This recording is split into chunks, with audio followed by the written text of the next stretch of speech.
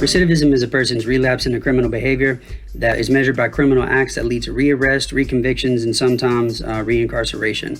And that's a real key to remember, is that recidivism is measured in several different ways. So when you're reading a study about recidivism, you want to ask, how was it measured?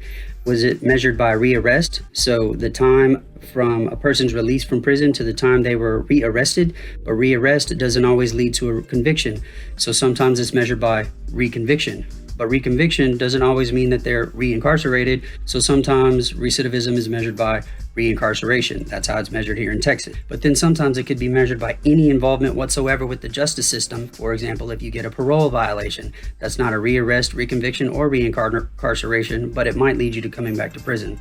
The other thing about recidivism is that people measure it according to the time differently. The standard sort of measurement is 3 years. Between the time a person was released to 3-year period, have they been rearrested, reconvicted, reincarcerated, or had some sort of a parole violation. Sometimes it's as low as a year. So for example, certain grants that want to fund reentry initiatives might want to measure recidivism within 12-month period. But then long-term studies have been done, for example, by the Department of Justice over 5 to even 9 years. So depending on what the time period is, whether it's a year, 3 years, 5 or 9 years, is going to affect the percentages that come out. For example, the national statistics you might read are always going to be over 60 or 70%. But then when you look at Texas, the percentage is going to be like 20% because they're measuring by reincarceration.